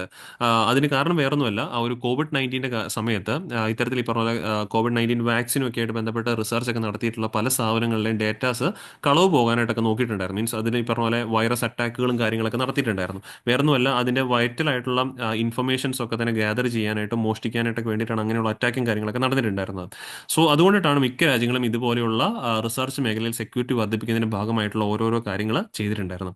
ഇന്ത്യ അത് ഈ പറഞ്ഞ പോലെ അങ്ങനെയുള്ള കാര്യങ്ങൾ ചെയ്യാൻ ഇനിയും വൈകിക്കൂടാ എന്നുള്ളതാണ് ആർട്ടിക്കിളിനകത്ത് സൂചിപ്പിച്ചിരിക്കുന്നത്. കാരണം ഇന്ത്യ ഇതുവരെ നിലവിൽ അങ്ങനെ നിയമം നമ്മൾ എടുത്തിട്ടില്ല. But it's time for us to also move along with that same kind of decision എന്നുള്ളതാണ് കൃത്യമായിട്ടും ഈ ഒരു ആർട്ടിക്കിളിനകത്ത് എടുത്തു പറഞ്ഞിരിക്കുന്നത്. അപ്പോൾ ഇവിടെ നമ്മൾ കുറച്ച് കാര്യങ്ങൾ ശ്രദ്ധിക്കണം. ഈ പറഞ്ഞ പോലെ ഇങ്ങനെയുള്ള ഒരു ആക്ടുകളും കാര്യങ്ങളൊക്കെ നമ്മൾ ക്രിയേറ്റ് ചെയ്യുമ്പോഴേക്കും what we have to observe for as cautions ആയിട്ട് നമുക്ക് എന്തൊക്കെ കാര്യങ്ങൾ ഒബ്സർവ് ചെയ്യണം എന്ന് ചോദിച്ചു കഴിഞ്ഞാൽ, ഒന്ന്, ഇതിപ്പോൾ ഞാൻ ഈ ചിപ്സ് ആക്ടിന്റെ പറഞ്ഞ പോലെ തന്നെ പറയാം. ലൈക്ക് നാളെ നമ്മുടെ ഇവിടെ ഇന്ത്യയിലാണെങ്കിൽ ഒരു കമ്പനി ഇങ്ങനെയുള്ള റിസർച്ച് ഒക്കെ നടത്തി അല്ലെങ്കിൽ ഒരു ആനുകൂല്യത്തിനായിട്ട് വരികയെന്ന് വിചാരിക്കാം. അങ്ങനെ വരുമ്പോഴേക്കും ഇത് ആ ഒരു എന്താ പറയുക, ഗവൺമെന്റിന്റെ കാര്യങ്ങളാണ്, ഒരുപാട് സമയദൈർഘ്യം എടുക്കാനുള്ള ചാൻസസ് ഉണ്ട്. അപ്പോൾ അങ്ങനെയുള്ള ഒരുപാട് ടൈം ഡിലേസ് വരുന്നത് ഫർദർ ചിലപ്പോൾ ആ കമ്പനിയുടെ ഗ്രോത്തിനെ ബാധിക്കാനുള്ള ചാൻസ് ഉണ്ട്. ബിക്കോസ് ഇവർക്ക് ഈ പെർമിഷൻ കിട്ടിയിട്ട് വേണമായിരിക്കും നാളെ അടുത്ത സ്റ്റെപ്പുകളായിട്ട് മുന്നോട്ട് പോകേണ്ടത്. അപ്പോൾ അതുകൊണ്ട് തന്നെ ടൈം ഡിലേസ്, ഗവൺമെന്റ് മേഖലയിൽ വരുന്ന ടൈം ഡിലേസ് ഈ കമ്പനികളുടെയൊക്കെ തന്നെ ഫ്യൂച്ചർ ഗ്രോത്തിനെ അഫക്ട് ചെയ്യാനുള്ള ചാൻസസ് വളരെ കൂടുതലാണ്. പിന്നെ അത് മാത്രമല്ല, ഇപ്പോൾ തന്നെ നമുക്കറിയാം നമ്മുടെ നാട്ടിൽ ലൈസൻസ് രാജ് സിസ്റ്റം എന്നൊക്കെയാണ് മിക്കവാറും പറയപ്പെടാറുള്ളത്. ബിക്കോസ് ഒരുപാട് കാലതാമസം എടുക്കുന്ന, ഒരുപാട് പെർമിഷൻസ് ഒക്കെ എടുത്താണ് ഒരു കമ്പനി പോലും ഇവിടെ വർക്ക് ചെയ്യാനായിട്ട് തുടങ്ങുന്നത്. അപ്പം അങ്ങനെയുള്ള സിറ്റുവേഷൻസിൽ നമ്മൾ ഇങ്ങനെ വീണ്ടും ഇത് പെർമിഷൻസിന്റെ എണ്ണം കൂട്ടിക്കൊണ്ടിരിക്കുകയാണ്. അപ്പോൾ അത് ലൈസൻസ് രാജ് സിസ്റ്റം വീണ്ടും വീണ്ടും ഈ പറഞ്ഞ പോലെ സ്ട്രെങ്തൻ ചെയ്യിക്കാനായിട്ട് ഇടയാക്കുകയും അതുവഴി പറഞ്ഞ റെഡ് ടേപ്പിസം പോലുള്ള പല സിറ്റുവേഷൻസ്, മീൻസ് കമ്പനികളുടെ ഇൻവെസ്റ്റ്മെന്റിനായിട്ടുള്ള ഒരു ഫ്രണ്ട്ലി നേച്ചർ ഇവിടുന്ന് മാറിപ്പോകാനുള്ള ചാൻസസ് വളരെ കൂടുതൽ. Because it can lead to administrative delays. Government related ആയിട്ട് അഡ്മിനിസ്ട്രേറ്റീവ് ഡിലേസ് ഒക്കെ ഒരുപാട് ഇതിനകത്ത് ഉണ്ടാകാനായിട്ടുള്ള ചാൻസസും വളരെ വളരെ കൂടുതലാണ്. അപ്പോൾ അങ്ങനെയുള്ള, പിന്നെ ഈ പറഞ്ഞ പോലെ പൊളിറ്റിക്കൽ ആയിട്ടുള്ള താല്പര്യങ്ങൾ, ചില കമ്പനികൾക്ക് മാത്രമായിട്ട് അനുവാദം കിട്ടുന്നു, ചില കമ്പനികൾക്ക് അനുവാദം കിട്ടുന്നില്ല. അങ്ങനെയുള്ള പൊളിറ്റിക്കൽ ആയിട്ടുള്ള ഇൻഫ്ലുവൻസുകൾ അല്ലെങ്കിൽ അവരുടെ ഈ പറഞ്ഞ പോലെ ഇൻ്റർഫറൻസുകളൊക്കെ തന്നെ ഈ മേഖലയുടെ ഗ്രോത്തിനെ ഒരുപക്ഷെ ബാധിക്കാനായിട്ടുള്ള ചാൻസസ് ഉണ്ട്. അപ്പോൾ അത് ഇതിൻ്റെ ഒരു ചാലഞ്ചസ് ആയിട്ട് അല്ലെങ്കിൽ കൺസേൺസ് ആയിട്ട് നമുക്ക് ഓർത്തിരിക്കാം. ബട്ട് ഒരു നല്ല കാര്യമാണ്, ബിക്കോസ് ഇങ്ങനെയുള്ള കാര്യങ്ങൾ നമുക്ക് ആവശ്യമാണ്. തീർച്ചയായിട്ടും വരുന്ന കാലഘട്ടത്തിൽ തീർച്ചയായിട്ടും നമുക്കിത് ആവശ്യമാണ്. അതിന് വേണ്ടിയിട്ട് നമുക്ക് ചെയ്യാമെന്ന് പറഞ്ഞു കഴിഞ്ഞാൽ, ഇപ്പോൾ US ഒക്കെ ആയിട്ടും അല്ലെങ്കിൽ ഈ പറഞ്ഞ പോലെ യൂറോപ്യൻ യൂണിയൻ ഒക്കെ ആയിട്ട് ചർച്ച ചെയ്തിട്ട് അവരുടെ അവിടെ അവർ അഡോപ്റ്റ് ചെയ്ത ആ ഒരു നിയമങ്ങളും കാര്യങ്ങളിലെയും നല്ല നല്ല പോയിന്റുകൾ എടുത്തിട്ട് കൃത്യമായിട്ടും അത് നമ്മുടെ ഒരു രീതിയിലേക്ക്, ഇന്ത്യയുടെ വ്യൂ പോയിന്റിലേക്ക് ഇതിനെ കൺവേർട്ട് ചെയ്ത് ഇവിടെ ഒരു നിയമം ഉണ്ടാക്കുന്നത് എപ്പോഴും നല്ലതായിരിക്കും. സോ അങ്ങനെ ഈ പറഞ്ഞ പോലെ പോവുകയാണെങ്കിൽ നമ്മുടെ നാട്ടിൽ നടക്കുന്ന റിസർച്ച് മേഖലയും കുറച്ചുകൂടെ നമുക്ക് സെക്യൂരിറ്റി ചെയ്യാനായിട്ടും അൾട്ടിമേറ്റ്ലി അതുവഴി നമുക്ക് നാഷണൽ സെക്യൂരിറ്റി ആണെങ്കിലും, എസ്പെഷ്യലി ഡിഫൻസ് മേഖലയിലൊക്കെ നടക്കുന്ന റിസർച്ച് ആണെങ്കിൽ തീർച്ചയായിട്ടും നാഷണൽ സെക്യൂരിറ്റി വരെ ബാധിക്കാം. അപ്പം അങ്ങനെയൊക്കെ ഈ നിയമങ്ങൾ ഉണ്ടാക്കുന്നതിലൂടെ നാഷണൽ സെക്യൂരിറ്റി ആണെങ്കിലും നമുക്ക് ഉറപ്പുവരുത്താൻ പറ്റുമെന്നുള്ളതാണ് ഈ ഒരു ആർട്ടിക്കിളിനകത്ത് എടുത്തു പറയുന്നത്. ഓക്കെ, സോ ഇത്രയാണ് ഈ ഒരു ആർട്ടിക്കിൾ നമുക്ക് മെയിൻലി പഠിക്കാനായിട്ടുണ്ടായിരുന്നത്. ഇവിടെ നേരത്തെ പറഞ്ഞ റിസർച്ച് സെക്യൂരിറ്റിയുടെ ഡെഫിനിഷനാണ് ഇവിടെ ആഡ് ചെയ്തിരിക്കുന്നത്. റിസർച്ച് സെക്യൂരിറ്റി എന്ന് പറഞ്ഞു കഴിഞ്ഞാൽ safeguarding the research enterprise against misappropriation of research and development to the detriment of national or economic security related violations of research integrity and foreign government interference. നമ്മൾ നേരത്തെ പറഞ്ഞ കാര്യമാണ് എന്താണ് research security എന്നുള്ളത് മാത്രമാണ് ഇവിടെ എഴുതിയിരിക്കുന്നത്. Okay, ഇത്രയും പറഞ്ഞ കാര്യങ്ങൾ എല്ലാവർക്കും മനസ്സിലായിട്ടെന്ന് വിശ്വസിക്കുന്നു. പിന്നെ നമുക്ക് അടുത്ത ആർട്ടിക്കിലേക്ക് മൂവ് ഓൺ ചെയ്യാം. Trump wants brick Nations of 100% tariffs if they undermine US dollar എന്നുള്ളതാണ് ആർട്ടിക്കിൾ ഹെഡ്ലൈൻ ആയിട്ട് മാറിയിരിക്കുന്നത്. ഈ ഒരു ആർട്ടിക്കിളാണ് നമ്മൾ ഡി ഡോളറൈസേഷന്റെ ഭാഗമായിട്ട് പഠിക്കാനായിട്ട് പോകുന്നത്. അപ്പം എന്താണ് ഡി ഡോളറൈസേഷൻ എന്നുള്ള ഓൾറെഡി നമുക്ക് അറിയാവുന്നതാണ്. ബിക്കോസ് ഡോളറൈസേഷൻ എന്ന് പറഞ്ഞാൽ എല്ലാ രാജ്യങ്ങളും ഡോളറിനെ അഡോപ്റ്റ് ചെയ്യുന്ന ഒരു രീതിക്കാണ് നമ്മൾ ഡോളറൈസേഷൻ എന്ന് പറയുന്നത്. അപ്പം എന്തായിരിക്കും ഡി ഡോളറൈസേഷൻ എന്ന് പറഞ്ഞു കഴിഞ്ഞാൽ നിങ്ങൾക്ക് ഇപ്പോൾ തന്നെ ഊഹിക്കാൻ സാധിക്കുന്നുണ്ട്. രാജ്യങ്ങളെല്ലാവരും പതുക്കെ പതുക്കെ ഡോളറിന്റെ ഇൻഫ്ലുവൻസിൽ നിന്നും മാറുന്നു. ഐ മീൻ ഡോളറിന്റെ ഇൻഫ്ലുവൻസ് എവിടേക്കാണ് വരുന്നതെന്ന് ചോദിച്ചാൽ നമുക്കറിയാം. ഇപ്പം ഇന്ത്യ ആണെങ്കിലും മറ്റ് രാജ്യങ്ങളുമായിട്ടൊക്കെ ട്രേഡ് നടത്തുമ്പോൾ കൂടുതൽ നമ്മൾ ഉപയോഗിക്കുന്ന കറൻസി എന്ന് പറയുന്നത് ഡോളറാണ്. ബിക്കോസ് ഇന്ത്യൻ കറൻസി എന്ന് പറയുന്നത് നമ്മുടെ ഇവിടെയൊക്കെ കുറച്ചേ മാത്രം ഉപയോഗിക്കാൻ പറ്റുള്ളൂ. പുറത്തെ രാജ്യങ്ങളൊക്കെ ആയിട്ട് നമുക്ക് ട്രേഡ് ചെയ്യേണ്ടി വരുമ്പോഴേക്കും, ബഹുഭൂരിപക്ഷം രാജ്യങ്ങളായിട്ട് ട്രേഡ് ചെയ്യുമ്പോഴേക്കും നമുക്ക് എന്ത് ചെയ്യേണ്ടി വരും? ഡോളറിന് ഉപയോഗിക്കേണ്ടതായിട്ട് വരും. സോ ഇങ്ങനെ ഡോളറിനെ കൂടുതൽ ഡിപ്പെൻഡ് ചെയ്യുന്നതാണ് ഡോളറൈസേഷൻ. ഈ ഡോളറിന്റെ ഡിപ്പെൻഡൻസി ഒഴിവാക്കി കളയുക, പകരം ഈ പറഞ്ഞ പോലെ നാളെ ഇനി ട്രേഡ് ചെയ്യാനായിട്ട് ഡോളറിന്റെ അല്ലാതെ വേറെ ഏതെങ്കിലും കറൻസി, അതിപ്പം ഇന്ത്യൻ കറൻസി ആകാം, അങ്ങനെയൊക്കെ ഈ പറഞ്ഞ പോലെയുള്ള വേറെ രീതികൾ ഉപയോഗിക്കുന്നതിനെയാണ് നമ്മൾ ഡി ഡോളറൈസേഷൻ എന്ന് പറയപ്പെടുന്നത്. ഇവിടെ ട്രംപ് വാൺ ചെയ്തിരിക്കുകയാണ്. ട്രംപ് ഈ പറഞ്ഞ പോലെ അടുത്ത പ്രസിഡന്റ് ആണ് US-ന്റെ. അദ്ദേഹം വാൺ ചെയ്തിരിക്കുകയാണ്. കാരണം ബിക്കോസ് റീസെന്റ് ബ്രിക്സിന്റെ ഒക്കെ തന്നെ സമ്മിറ്റ് ഒക്കെ നടന്നിട്ടുണ്ടായിരുന്നു, നമ്മൾ വാർത്തയിലൊക്കെ കണ്ടിട്ടുണ്ടായിരുന്നു. അപ്പോൾ ആ ഒരു ബ്രിക്സ് നേഷൻസിന്റെ സമ്മിറ്റിനകത്ത് ആ രാജ്യങ്ങൾ ഡോളറിൽ നിന്ന് മാറി പറഞ്ഞ പോലെ വേറെ ഒരു പുതിയൊരു സിസ്റ്റം അവർ അഡോപ്റ്റ് ചെയ്യാനായിട്ടുള്ള ഒരു നീക്കത്തിലേക്ക് പോകുന്നുണ്ട്. അപ്പോൾ അതിനെയാണ് ട്രംപ് ഇപ്പം വാൺ ചെയ്തിരിക്കുന്നത്. ഇങ്ങനെ വെച്ച് കഴിഞ്ഞാൽ 100% താരിഫ് ആയിരിക്കും ഈ പറഞ്ഞ പോലെ ഈ രാജ്യങ്ങളിൽ നിന്നും. ഐ മീൻ ബ്രിക്സ് എന്ന് പറയുമ്പോൾ Brazil, Russia, India, China, South ആഫ്രിക്കയാണ്. റീസെന്റ് അതിലേക്ക് ഈ പറഞ്ഞ പോലെ നമ്മുടെ ഈജിപ്റ്റും മീൻസ് ഈജിപ്റ്റും എത്യോപ്യയും ഇറാനും UAE ഒക്കെ തന്നെ ചേർന്നിട്ടുണ്ട്. അപ്പോൾ ഈ രാജ്യങ്ങളിൽ നിന്നൊക്കെ തന്നെ എങ്ങാനും നിങ്ങൾ US ഡോളറിനെ അണ്ടർമൈൻ ചെയ്യുന്ന നടപടികൾ എടുത്തു കഴിഞ്ഞാൽ നാളെ ഈ പറഞ്ഞ രാജ്യങ്ങളിൽ നിന്ന്, ഇവിടെ നിങ്ങൾക്ക് കൃത്യമായിട്ട് കാണാൻ സാധിക്കുന്ന രാജ്യങ്ങളാണുള്ളത്, ബ്രസീൽ, റഷ്യ, ഇന്ത്യ പോലെ തുടങ്ങി UAE വരെയുള്ള ഈ രാജ്യങ്ങളിൽ നിന്നൊക്കെ തന്നെ വരുന്ന അമേരിക്കയിൽ നിന്ന് വരുന്ന വസ്തുക്കൾ മേൽ 100% നികുതി ചുമത്തിയിരിക്കും എന്ന് പറയുന്നത്. അതായത് 100 രൂപയുടെ ഒരു വസ്തു അമേരിക്കയിലേക്ക് ഈ രാജ്യങ്ങളിൽ നിന്ന് വന്നു കഴിഞ്ഞാൽ അതിന്മേൽ 100% പറയുമ്പോൾ 100 രൂപ തന്നെ നികുതിയായിട്ട് ചാർജ് ചെയ്ത് കഴിഞ്ഞാൽ അമേരിക്കയിൽ അതിന്റെ വില 200 മാറും. പിന്നെ ആ കമ്പനിയുടെ ആ പ്രോഡക്റ്റിന്റെ ഈ പറഞ്ഞ പോലെ പ്രൈസ് ഈ പറഞ്ഞ പോലെ വളരെയധികം ഉയരാനായിട്ടും അതിലൂടെ അതിന് കിട്ടാവുന്ന അഡ്വാൻറ്റേജ് ഒക്കെ തന്നെ പോകാനായിട്ടുള്ള ചാൻസസ് ഉണ്ട്. അപ്പോൾ അതിന്റെ പ്രൊഡക്റ്റുകൾ ആ രാജ്യത്ത് അമേരിക്കയിൽ വിറ്റഴിക്കാൻ ചാൻസ് കുറയും. അപ്പം അങ്ങനെയുള്ളൊരു കടുത്ത നിലപാടിലേക്ക് പോയേക്കുമെന്നാണ് ട്രംപ് ഇവിടെ പറഞ്ഞിരിക്കുന്നത്. അപ്പോൾ ഇവിടെ നമുക്ക് കൃത്യമായിട്ട് മനസ്സിലാക്കിയിരിക്കേണ്ട ആ ഡി ഡോളറൈസേഷന്റെ കാര്യങ്ങളാണ് കൃത്യമായിട്ട് നോക്കേണ്ടത്. അല്ലെങ്കിൽ ഇപ്പം നമ്മൾ നോക്കുവാണെങ്കിൽ മിക്ക രാജ്യങ്ങളും ഡോളർ ഉപയോഗിക്കുന്നത് അത് എങ്ങനെ വന്നു എന്നുള്ളതാണ്. മീൻസ് ഇവിടെ ഞാൻ ഓൾറെഡി പറഞ്ഞിട്ടുണ്ട് എന്താണ് ഡി ഡോളറൈസേഷൻ എന്നുള്ളത്. Reverse the process wherein countries tend to reduce their reliance on the US dollar as a reserve currency, medium of exchange and also unit of account. ഈ കാര്യങ്ങളെല്ലാം ഡോളറിനെ മാറ്റുന്നതിനെയാണ് D dollarisation എന്ന് പറയുന്നത്. ഇപ്പം നിലവിൽ ഈ പറഞ്ഞ പോലെ രാജ്യങ്ങളല്ലാതെ ഇപ്പോൾ ഇന്ത്യ ആണെങ്കിൽ പോലും നമ്മുടെ സെൻട്രൽ ബാങ്കിന്റെ കൈവശം ഒരുപാട് റിസർവ് കറൻസീസ് ഉണ്ട്. ഈ റിസർവ് കറൻസിയിലെ ബഹുഭൂരിപക്ഷവും നമ്മൾ ഏതായിട്ടാണ് സ്റ്റോക്ക് ചെയ്തിരിക്കുന്നത്? ഡോളറായിട്ടാണ്. ബിക്കോസ് ഡോളറാണ് ഏറ്റവും കൂടുതൽ നമുക്ക് ആവശ്യമുള്ളത്. സോ റിസർവ് കറൻസി എന്ന് പറഞ്ഞാൽ it's a foreign currency held by central banks to facilitate international transactions, stabilize exchange rates and bolster financial confidence among in the economy എന്നുള്ള കാര്യം ഓർത്ത് വെച്ചേക്കാം.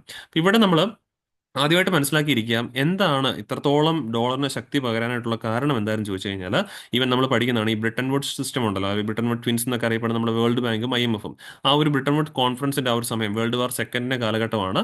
ആ ഒരു സമയം കഴിഞ്ഞപ്പോൾ ലോകത്തെ ഏറ്റവും പ്രധാനപ്പെട്ട രാജ്യമായിട്ട് വൻ ശക്തിയായിട്ട് മാറിയിരുന്നത് US ആണ്. അതുകൊണ്ട് തന്നെയാണ് US-ന്റെ കറൻസി പിന്തുടരാം എന്ന് എല്ലാ ആളുകളും അവിടെ കൂടി ആ ഒരു ബ്രിട്ടൻ വുഡ് കോൺഫറൻസിൽ വെച്ച് ചേർന്ന എല്ലാ ആൾക്കാരും തീരുമാനമെടുത്തിട്ടുണ്ടായിരുന്നത്. ബിക്കോസ് ആ ഒരു സമയത്ത് ഏറ്റവും ശക്തിയായിട്ട് നിന്നിരുന്ന രാജ്യം US ആണ്. അതുകൊണ്ട് തന്നെ ഈ പറഞ്ഞ ഏറ്റവും വലിയ ഒരു എക്കണോമി ആയിട്ടും ആ ടൈമിലുണ്ടായിരുന്ന US ആണ്. അപ്പോൾ അതുകൊണ്ട് തന്നെ മിക്ക രാജ്യങ്ങൾക്കും US-ൽ നിന്നും സാധനങ്ങളൊക്കെ തന്നെ കയറ്റുമതിയൊക്കെ ചെയ്യേണ്ടതായിട്ട്, മീൻസ് ഇറക്കുമതിയൊക്കെ തന്നെ ചെയ്യേണ്ടതായിട്ട് വന്നിട്ടുണ്ട്. അപ്പോൾ അങ്ങനെ വരുമ്പോഴേക്കും ഒരുപാട് ട്രേഡ് നടത്താനായിട്ടുള്ള സ്മൂത്ത്നെസ്, ഈ പറഞ്ഞ പോലെ ഈസിനെസ് എന്ന് പറയുന്നത് ഡോളറായിട്ട് ഉപയോഗിക്കുന്നത്, മീൻസ് അമേരിക്കയുടെ കറൻസി ഉപയോഗിക്കുന്നതാണ് എന്ന് മനസ്സിലാക്കിയിട്ടാണ് ആ ഒരു സമയത്ത് ഹിസ്റ്റോറിക്കൽ ഫാക്ടേഴ്സ് ആയിട്ട് നമ്മൾ ആ ഒരു ടൈം പീരീഡ് 1944 ബ്രിട്ടൻ വുഡ് സിസ്റ്റത്തിൽ ആ ഒരു സമയത്ത് വെച്ചിട്ട് നമ്മൾ യുഎസിന്റെ ഡോളറിനെ ഒരു ഗ്ലോബൽ കറൻസി ആയിട്ട് അഡോപ്റ്റ് ചെയ്തിട്ടുണ്ടായിരുന്നു. പിന്നെ മറ്റ് ആനുകൂല്യങ്ങൾ എന്ന് പറഞ്ഞാൽ മീൻസ് മറ്റ് പ്രത്യേകത എന്ന് പറഞ്ഞാൽ US ഡോളറിന്റെ ആ ഒരു സ്റ്റെബിലിറ്റി പിന്നെ മിക്ക രാജ്യങ്ങളും ഉപയോഗിക്കുന്ന കാരണം തന്നെ ഇപ്പോൾ ഇന്ത്യയുടെ കയ്യിൽ നമ്മുടെ കയ്യിൽ ഡോളർ ഉണ്ടെങ്കിൽ അത് ഏത് രാജ്യത്ത് നമ്മൾ പോകുമ്പോഴും അതിനെ നമുക്ക് ഫ്രീ ആയിട്ട് യൂസ് ചെയ്യാനായിട്ടൊക്കെ സാധിക്കും. അപ്പോൾ അങ്ങനെയുള്ള ലിക്വിഡിറ്റി, സ്റ്റെബിലിറ്റി അതൊരു ഫാക്ടർ തന്നെയാണ്. പിന്നെ US എക്കണോമിയുടെ സൈസ് 22 ട്രില്യൺ ഡോളറാണ് GDP ഉള്ള രാജ്യമാണ് US എന്ന് പറയുന്നത്.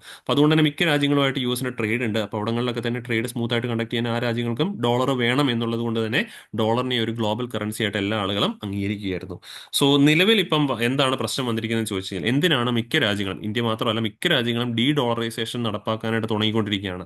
ബിക്കോസ് വേറൊന്നുമല്ല, ഇങ്ങനെ ഡോളറിന്റെ ആ ഒരു അപ്രമാദിത്യം അല്ലെങ്കിൽ ആ ഒരു ഓവർ ഇൻഫ്ലുവൻസ് കാരണം മിക്ക സമയങ്ങളിലും US ഇതിനൊരു വെപ്പണൈസ് ചെയ്യാറുണ്ട്. ബിക്കോസ് റീസെന്റ് ഒരു എക്സാമ്പിൾ പറയുവാണെങ്കിൽ, റഷ്യ ഉക്രൈൻ വാർ നടന്നു കഴിഞ്ഞപ്പോഴേക്കും നമുക്കറിയാം US എന്ന് പറയുന്നത് ഉക്രൈന്റെ ഭാഗത്താണ് നിൽക്കുന്നത്. അതുകൊണ്ട് തന്നെ ആ നിലപാടിൽ തന്നെ എടുത്തുകൊണ്ടിട്ട് US എന്ത് ചെയ്തെന്ന് ചോദിച്ചു കഴിഞ്ഞാൽ റഷ്യയുടെ മുകളിൽ എക്കണോമിക് സാങ്ഷൻസ് ഏർപ്പെടുത്തി. ബിക്കോസ് നാളെ വേറൊന്നുമില്ല, നാളെ റഷ്യയുമായിട്ട് ട്രേഡ് നടത്തുന്ന രാജ്യങ്ങൾക്കൊക്കെ തന്നെ ഡോളർ കിട്ടാതാകുന്ന സിറ്റുവേഷൻസ്, അല്ലെങ്കിൽ ആ ഒരു രാജ്യങ്ങൾ നാളെ അമേരിക്കയുമായിട്ട് ട്രേഡ് നടത്തി കഴിഞ്ഞാൽ അവരുടെ ഈ പറഞ്ഞ പോലെ അവർ ആ രാജ്യത്ത് നിന്ന് അമേരിക്കയിലേക്ക് വരുന്ന വസ്തുക്കൾ മേൽ അമിതമായിട്ട് നികുതി ചുമത്തും എന്നൊക്കെയുള്ള രീതിയിലുള്ള ഭീഷണിപ്പെടുത്തുകൾ തുടങ്ങി. ഇങ്ങനെയുള്ള എന്താ പറയുക, കറൻസി വാറുകളൊക്കെ തന്നെ നമ്മുടെ ചില സമയങ്ങളിൽ ഈ പറഞ്ഞ പോലെ അമേരിക്ക ചെയ്യുന്നതായിട്ട് കാണാൻ സാധിക്കുന്നുണ്ട്. അപ്പോൾ ഇത് മെയിൻലി ഇങ്ങനെ എന്തുകൊണ്ട് അമേരിക്ക ഇത് ചെയ്യുന്നു എന്ന് ചോദിച്ചു കഴിഞ്ഞാൽ, ഇത്തരത്തിലുള്ള ഡോളറിന്റെ ആ ഒരു പ്രാധാന്യം വളരെയധികം കൂടി നിൽക്കുന്ന ഒരു കാരണത്താലാണ് അമേരിക്ക ഇങ്ങനെയുള്ള കാര്യങ്ങൾ ചെയ്യുന്നത്. ലൈക്ക് ഈ പറഞ്ഞ പോലെ റഷ്യ ഒരു ഗ്ലോബൽ ട്രേഡിംഗ് സിസ്റ്റമായ സ്വിഫ്റ്റിൽ നിന്നും, മെസ്സേജിംഗ് സിസ്റ്റമാണ്, അവർ നമുക്ക് ഇന്റർനാഷണൽ ട്രാൻസാക്ഷൻ നടന്നു കഴിയുമ്പോഴേക്കും പൈസ അവിടെ ക്രെഡിറ്റ് ആയി എന്നുള്ളതൊക്കെ ഇൻഫർമേഷൻസ് വരുന്ന സിസ്റ്റമാണ്, മെസ്സേജിംഗ് പ്ലാറ്റ്ഫോമാണ് സ്വിഫ്റ്റ്. ആ ഒരു സ്വിഫ്റ്റിൽ നിന്നൊക്കെ തന്നെ റഷ്യയെ പുറത്താക്കിയിട്ടുണ്ടായിരുന്നു. സോ ഇങ്ങനെയൊക്കെയുള്ള നീക്കങ്ങൾ മൂലം അമേരിക്ക പല സിറ്റുവേഷൻസിൽ ഡോളറിനെ ഒരു വെപ്പണൈസേഷൻ ആയിട്ട് പലപ്പോഴും ഉപയോഗിക്കാറുണ്ട്. ഇത് എല്ലാ രാജ്യങ്ങൾക്കും ചിലപ്പോൾ ഇഷ്ടപ്പെട്ടെന്ന് വന്നേക്കത്തില്ല. ഇപ്പം നമ്മളോടാണെങ്കിലും ഇപ്പോൾ ഇന്ത്യയോടാണെങ്കിൽ നാളിങ്ങനെ ചെയ്ത് കഴിഞ്ഞാൽ നമുക്ക് ഇഷ്ടപ്പെടത്തില്ല. അപ്പോൾ അതുകൊണ്ട് തന്നെ ഈ ഡോളറിന്റെ പ്രാധാന്യം, അല്ലെങ്കിൽ അമേരിക്ക ഇതിനെ ഒരു വെപ്പണൈസേഷൻ ചെയ്യാൻ തുടങ്ങുമെന്ന് മനസ്സിലാക്കി മിക്ക രാജ്യങ്ങളും ഡോളറിന്റെ ഉപയോഗത്തിൽ നിന്ന് പതുക്കെ പതുക്കെ മാറാൻ തുടങ്ങി. നമുക്ക് ട്രേഡ് നടത്തിയാൽ മതിയല്ലോ. ഇപ്പോൾ ഇന്ത്യയും റഷ്യയും തമ്മിൽ ട്രേഡ് നടത്തുന്നു, നമ്മൾ അങ്ങോട്ട് ഡോളർ കൊടുക്കേണ്ട, പകരം ഒന്നെങ്കിൽ ഇന്ത്യൻ കറൻസി കൊടുക്കുന്നു, അല്ലെങ്കിൽ റഷ്യ പറഞ്ഞ റൂബിൾ നമുക്ക് തരുന്നു. ഇതാണ് നമ്മൾ നിലവിൽ ചെയ്തുകൊണ്ടിരിക്കുന്നുണ്ട്. ഇന്ത്യ പറഞ്ഞ പോലെ നോസ്ട്രോ അക്കൗണ്ടുകളിലൂടെ വോസ്ട്രോ ആൻഡ് നോസ്ട്രോ അക്കൗണ്ടിലൂടെ ഈ പറഞ്ഞ പോലെ ഇന്ത്യയും റഷ്യയും തമ്മിൽ ട്രേഡ് നടത്തുന്നുണ്ട്. ഈവൻ ആ ഒരു എക്കണോമിക് സാങ്ഷൻസിന്, അമേരിക്കയുടെ എക്കണോമിക് സാങ്ഷൻസിനെ ഒഴിവാക്കിയാണ് നമ്മൾ സ്മൂത്ത് ആയിട്ട് അത് ട്രേഡ് നടത്തുന്നുണ്ട്. സോ അങ്ങനെയൊക്കെ മിക്ക രാജ്യങ്ങളും ചെയ്യാൻ തുടങ്ങിയത് ഈ ഡോളറിന്റെ വളരെ രീതിയിലുള്ള ഒരു പ്രശ്നങ്ങൾ, മീൻസ് ആ വെപ്പണൈസേഷൻ സിസ്റ്റം കാരണമാണെന്നുള്ള കാര്യം കൃത്യമായിട്ട് ഓർത്തിരിക്കുക. മിക്ക രാജ്യങ്ങളും അടുത്തുപോയി. പിന്നെ വേറൊന്നും കൊണ്ടതല്ല, ഇപ്പം നമ്മൾ ഇന്ത്യ ആണെങ്കിലും ഇങ്ങനെ ഈ പറഞ്ഞ പോലെ നാളെ ആർക്കും ഈ പറഞ്ഞ രാജ്യങ്ങൾക്കൊന്നും ഡോളർ ഇവർ സപ്ലൈ ചെയ്യുന്നില്ല, അല്ലെങ്കിൽ ഡോളർ ഈ പറഞ്ഞ പോലെ പിടിച്ചു നിർത്താനായിട്ട് അമേരിക്ക തുടങ്ങി കഴിഞ്ഞു കഴിഞ്ഞാൽ എന്ത് സംഭവിക്കുക വെച്ച് കഴിഞ്ഞാൽ ഇന്ത്യൻ കറൻസി ഡിപ്രീഷിയേറ്റ് ചെയ്യും. ബിക്കോസ് ഡോളർ കിട്ടാനില്ലാത്ത സിറ്റുവേഷൻ വരും, ഡോളറിന് മൂല്യം വരും. അപ്പോൾ ആ ഒരു ടൈമിൽ ഇന്ത്യൻ റുപ്പി ഡിപ്രീഷിയേറ്റ് ചെയ്യാനുള്ള ചാൻസസ് ഉണ്ട്. ഒരു ഡോളറിന് ഈ പറഞ്ഞ പോലെ 80 എന്നുള്ള നിലയിൽ നിന്നും നാളെ ഈ പറഞ്ഞ പോലെ ഒരു ഡോളർ എന്ന് പറയുമ്പോഴേക്കും 100 രൂപയിലേക്ക് മാറാനുള്ള ചാൻസ് ഉണ്ട്. ഇങ്ങനെ 100 രൂപയ്ക്ക് മാറി കഴിയുമ്പോഴേക്കും നമ്മൾ ഡിപ്രീസിയേഷൻ ഉണ്ടാവും. ആ ഡിപ്രീസിയേഷൻ സംഭവിച്ച് കഴിയുമ്പോഴേക്കും ഇന്ത്യയുടെ ബാലൻസ് ഓഫ് പേയ്മെന്റിലും ഒക്കെ തന്നെ അത് നെഗറ്റീവ് ഇമ്പാക്റ്റ് ഉണ്ടാക്കാനുള്ള ചാൻസ് ഉണ്ട്. ബിക്കോസ് ആ ഒരു ഡിപ്രീസിയേഷൻ സിറ്റുവേഷനിൽ ഇന്ത്യയുടെ ഇമ്പോർട്ട് കോസ്റ്റ്ലിയർ ആയിട്ട് മാറും. അപ്പം ഇങ്ങനെയൊക്കെ വരുമ്പോഴേക്കും അത് ഇന്ത്യയുടെ ആണെങ്കിലും ബാലൻസ് ഓഫ് പേയ്മെന്റ് നെഗറ്റീവായിട്ട് ബാധിക്കാം. അത് അൾട്ടിമേറ്റ്ലി നമ്മുടെ എക്കണോമിയെ പോലും ബാധിക്കാനായിട്ടുള്ള ചാൻസസ് ഉണ്ട്. അപ്പം ഇങ്ങനെയൊക്കെയുള്ള സിറ്റുവേഷൻസ് മിക്ക രാജ്യങ്ങളും നേരിടുന്നുണ്ട്. അതിന്റെ ഭാഗമായിട്ടാണ് മിക്ക ആളുകളും ഡീ ഡോളറൈസേഷൻ ചെയ്യാനായിട്ട് മുന്നിട്ട് വന്നിരിക്കുന്നത്. ഇവിടെ ഡീ ഡോളറൈസേഷൻ ചെയ്തു കഴിഞ്ഞാൽ ആ രാജ്യങ്ങളിൽ നിന്ന് വരുന്ന, എസ്പെഷ്യലി ബ്രിക്സ് രാജ്യങ്ങളാണ് ഇതിന് മുന്നോട്ട് പോയിക്കൊണ്ടിരിക്കുന്നത്, അവിടെ നിന്ന് വരുന്ന വസ്തുക്കളുടെ മേൽ 100% താരിഫ് ഉണ്ടായിരിക്കും എന്നുള്ളതാണ് ട്രംപ് പറഞ്ഞിരിക്കുന്നത്. അത്രയുള്ളൂ. ഇതിനകത്ത് ഇപ്പം മെയിൻലി നമ്മൾ നോക്കേണ്ടത് വേറൊന്നുമല്ല, എങ്ങനെയാണ് ഡോളർ ആ ഒരു ഇന്റർനാഷണൽ ഗ്ലോബൽ കറൻസി ആയിട്ട് മാറിയെന്നറിയുക. പിന്നെ അതിലൂടെ ഉണ്ടാകുന്ന എഫക്റ്റുകളും കൃത്യമായിട്ട്, മീൻസ് എന്തൊക്കെ കാരണത്താലാണ് രാജ്യങ്ങൾ ഈ ഡീ ഡോളറൈസേഷനിലേക്ക് നീങ്ങുന്ന തുടങ്ങിയ കാര്യങ്ങളും കൃത്യമായിട്ട് മനസ്സിലാക്കിയിരുന്നേക്കാം. ഇത്രയാണ് ആ ഒരു ആർട്ടിക്കിൾ നമുക്ക് എക്സാമിന്റെ വ്യൂ പോയിന്റിൽ പഠിക്കാനുണ്ടായിരുന്നത്. ഇനി നമ്മൾ അടുത്ത മൂന്നാമത്തെ ആർട്ടിക്കിളിലേക്ക് മൂവ് ഓൺ ചെയ്യുകയാണ്. അത് ഹെൽത്ത് മിനിസ്ട്രിയുടെ ഒരു നോട്ടീസ് ആയിരുന്നു. New HIV infections decline 44% in 2023. AIDS related deaths down by 79% says Nadda. Okay, union health minister ആണ് അദ്ദേഹം. സോ ഈ പോയിന്റ് നമുക്ക് മെയിൻസിനൊക്കെ ആവശ്യമായിട്ട് വരുന്ന പോയിന്റ് ആണ്. ഈ ഒരു ഡേറ്റാസ് ഇന്ത്യയിൽ ഈ പറഞ്ഞ പോലെ HIV ഇൻഫെക്ഷൻസ് ഈ പറഞ്ഞ 2010 കമ്പയർ ചെയ്യുമ്പോൾ, ന്യൂ ഇൻഫെക്ഷൻസ് 2010 കമ്പയർ ചെയ്യുമ്പോൾ 2023 44% കുറവായിരുന്നു എന്നുള്ളതാണ് മെയിൻലി രേഖപ്പെടുത്തിയിരിക്കുന്നത്. അതേ സാഹചര്യത്തിൽ ഈ പറഞ്ഞ പോലെ എയ്ഡ്സ് മൂലം അടയുന്ന മരണങ്ങൾ ഈ പറഞ്ഞ പോലെ 2010 കമ്പയർ ചെയ്യുമ്പോഴേക്കും ഇപ്പോൾ 2023 ആയപ്പോൾ 79% കുറഞ്ഞിട്ടുണ്ട് എന്നുള്ളതാണ് പറഞ്ഞിരിക്കുന്നത്. കാരണം വേറെ ഒന്നുമല്ല, ഇന്നലെ വേൾഡ് എയ്ഡ്സ് ഡേ ആയിരുന്നു. അപ്പോൾ അതുമൂലം ഈ പറഞ്ഞ ആ ഒരു സിറ്റുവേഷനിൽ, ആ ഒരു ഡെയിലി പറഞ്ഞ പോലെ യൂണിയൻ ഹെൽത്ത് മിനിസ്ട്രിയുടെ നോട്ടിഫിക്കേഷൻ ആയിരുന്നു ഇത് സൂചിപ്പിച്ചിട്ടുണ്ടായിരുന്നു. ദെൻ ഈ പറഞ്ഞ പോലെ ഇന്ത്യയിൽ ഏറ്റവും കൂടുതൽ ഇത്തരത്തിൽ HIV ബാധിതരായിട്ടിരിക്കുന്ന ആളുകൾ കൂടുതൽ ഇരിക്കുന്ന മിസോറാമിലും നാഗാലാൻഡിലും അതേപോലെ മണിപ്പൂർ, നോർത്ത് ഈസ്റ്റ് സ്റ്റേറ്റുകളിലാണ്. മിസോറാം, നാഗാലാൻഡ്, ദെൻ മണിപ്പൂർ. പിന്നെ ഈ പറഞ്ഞ പഞ്ചാബിൽ അതിന്റെ എണ്ണം വർദ്ധിക്കുന്നു എന്നുള്ളതും ഒരു കോസ് ഓഫ് കൺസേൺ ആയിട്ടും ഹെൽത്ത് മിനിസ്ട്രിയുടെ ഭാഗത്ത് നിന്ന് പറയുന്നുണ്ട്. പിന്നെ ഏറ്റവും കൂടുതലായിട്ട് ഇതിനകത്ത് മനസ്സിലാക്കിയിരിക്കേണ്ടത് പ്രിലിംസിന് ആവശ്യം വരുന്നത് ഈ ചോദിച്ചിട്ടുള്ളതാണ് നേരത്തെ 90-90-90 ടാർഗറ്റ്, അല്ലെങ്കിൽ ആ ഒരു സ്ട്രാറ്റജി 90-90-90 സ്ട്രാറ്റജി ഏത് തരം അസുഖത്തിനെ ടാക്കിൾ ചെയ്യാനായിട്ടുള്ളതാണെന്ന് ചോദിച്ചു കഴിഞ്ഞാൽ ഫോർ കോമ്പാറ്റിംഗ് എയ്ഡ്സ് ആണെന്നുള്ള കാര്യം ഓർത്തിരിക്കാം. ഈ 90 എന്ന് പറഞ്ഞു കഴിഞ്ഞാൽ ഉദ്ദേശിക്കുന്നത് the targets of detecting 90% case of AIDS. Okay, നമ്മുടെ രാജ്യത്തുള്ള 90% എയ്ഡ്സ് ബാധിതരെ കണ്ടെത്തുക, അതുപോലെ അതിൽ 90% ആളുകളെങ്കിലും കൃത്യമായിട്ട് ഐഡന്റിഫൈ ചെയ്ത് ട്രീറ്റ് ചെയ്യുക. ആ ട്രീറ്റ്മെന്റ് ഉപയോഗിക്കുന്ന തെറാപ്പിയുടെ പേരാണ് ആന്റി റെട്രോ വൈറൽ തെറാപ്പി. കേട്ടോ, ആന്റി റെട്രോ വൈറൽ തെറാപ്പി ഏത് അസുഖത്തിന്റെ ട്രീറ്റ്മെന്റിന് വേണ്ടി ഉപയോഗിക്കുന്നതെന്ന് ചോദിച്ചാൽ ഇറ്റ്സ് ഓൾസോ ഫോർ എയ്ഡ്സ് എന്ന കാര്യം ഓർക്കാം. അപ്പോൾ 90% ആളുകളെ കണ്ടെത്തുക, ആ 90% ആളുകളെ കണ്ടെത്തി അവർക്ക് ട്രീറ്റ്മെന്റ് കൊടുക്കുക. ദെൻ അതിനുശേഷം ഈ പറഞ്ഞ അവർക്ക് ട്രീറ്റ്മെന്റ് എന്ന് പറയുമ്പോൾ ആന്റി റെട്രോ വൈറൽ തെറാപ്പി ഉപയോഗിച്ചാണ് ട്രീറ്റ്മെന്റ് കൊടുക്കേണ്ടത്. And having the viral load suppressed in 90% of them. അങ്ങനെ ഇപ്പം 90% ആളുകളെയും കണ്ടെത്തുക, ആ 90% ആളുകൾക്ക് ട്രീറ്റ്മെന്റുകൾ കൊടുക്കുക. അതുപോലെ തന്നെ അതിനകത്ത് തന്നെ ഈ പറഞ്ഞ കണ്ടെത്തിയ ആളുകളിൽ 90%ഓളം അവരുടെ വൈറൽ ലോഡ് സപ്രസ് ചെയ്യുക എന്നുള്ളതാണ് ഈ 90 ടാർഗറ്റ് കൊണ്ട് ഉദ്ദേശിക്കുന്നത്.